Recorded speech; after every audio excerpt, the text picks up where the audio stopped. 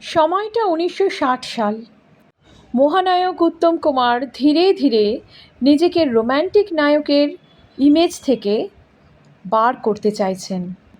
অভিনয় করলেন রাইচরণের চরিত্রে।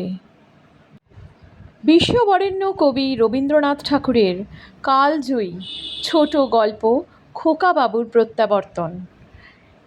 এই গল্পের অবলম্বনে 1960 সালে নির্মিত হল কালজয়ী বাংলা চলচ্চিত্র খোকাবাবুর প্রত্যাবর্তন।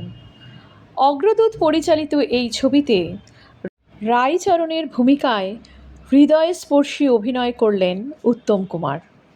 সেই সময় এটি অত্যন্ত জনপ্রিয় এবং আবেগঘন চলচ্চিত্র তৈরি হয়েছিল। এই ছোট গল্পটির প্রধান চরিত্র রাইচরণ কলকাতার এক জমিদারের ছেলে অনুকূলের দেখাশোনার জন্য চাকর হিসেবে নিযুক্ত হয়। সময়ের সাথে সাথে রাইচরণের তত্ত্বাবধানে অনুকূল বড় হয়ে ওঠে। উচ্চশিক্ষার জন্য শহরে যায় এবং বেশ কবছর পর ফিরে আসে, সাথে তাঁর স্ত্রী ও এক সন্তান।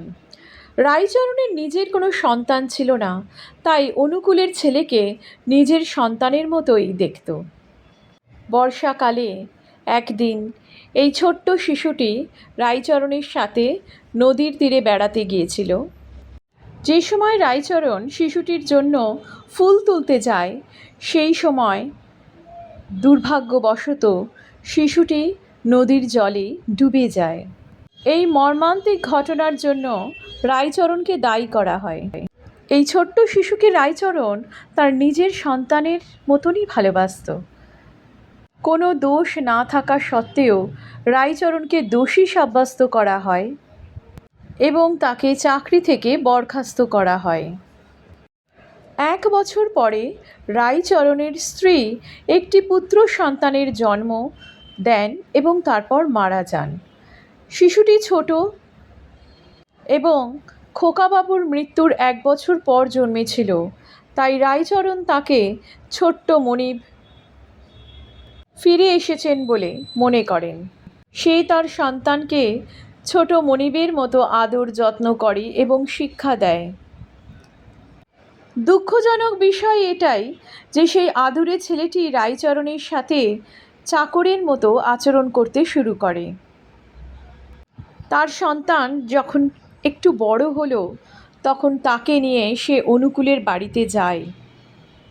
অনুকূল এবং তার স্ত্রী প্রথমে রাইচরণকে বিশ্বাস করে না, কিন্তু তারপর রাইচরণ তাদের বোঝাতে সফল হয় যে তাদের ছেলেকে সত্যিই রাইচরণ চুরি করেছিলেন।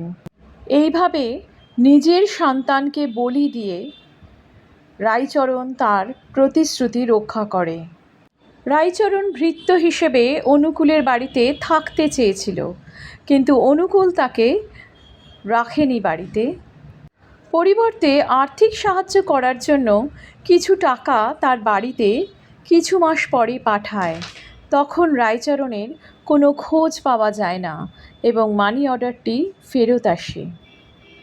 নিজের সন্তানকে অনুকূলের হাতে তুলে দিয়ে রাইচরণ ভিড়ের মধ্যে হারিয়ে যায়।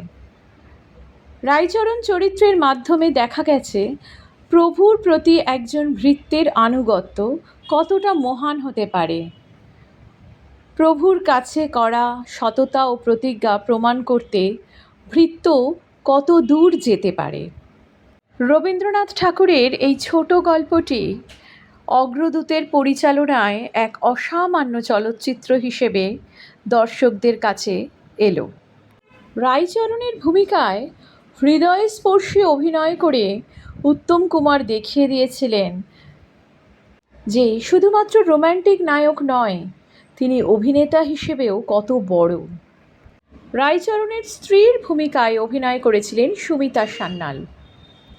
তিনি রাইচরণের ভূমিকায় অভিনয় করার জন্য বেশ কদিন ধরে অনুশীলন করেছিলেন। রবীন্দ্রনাথের লেখা ছোট গল্পটি বহুবার পড়েছিলেন। বলা হয় শুটিংয়ের ফাঁকে ফাঁকে তিনি গল্পটি বারবার পড়েছিলেন শুধুমাত্র ওই ভৃত্যের চরিত্রটা পারফেক্ট করার জন্য। রাইচরণের চরিত্রটি জীবন্ত করার জন্য উত্তম কুমারের প্রচেষ্টা ছিল প্রশংসনীয়। একটি সাক্ষাৎকার থেকে জানা যায় যে তার শুধু মনে হচ্ছে ঠিক রাইচরণের মতন ভৃত্য তিনি হতে পারছেন না, সেই কারণে তিনি বারবার রিহার্সাল করছেন। রাইচরণ চরিত্রটির মধ্যে এতটাই ঢুকে গিয়েছিলেন যে পর্দায় আমরা যখন দেখতে পাই তখন আমরা মহানায়ক উত্তম কুমার নয়, ভৃত্য রাইচরণকেই দেখা যায়। যখন নিজের সন্তানকে সম্পূর্ণভাবে অনুকূলের হাতে দিয়ে রাইচরণ অর্থাৎ উত্তম কুমার ফিরে যাচ্ছেন, সেই সময় উত্তমের অভিনয় সকলের চোখে জল এনেছিল।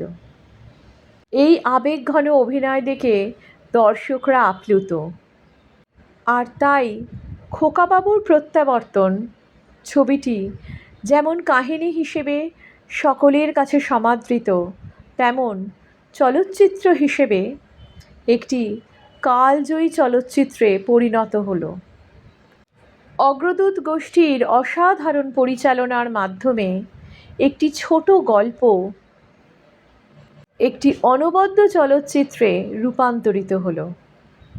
তার সাথে উত্তম কুমারের অসাধারণ অভিনয় ছবিটিকে অন্য মাত্রা দিয়েছিল। এই অনন্য অভিনয় বাংলা চলচ্চিত্রের অমূল্য সম্পদ।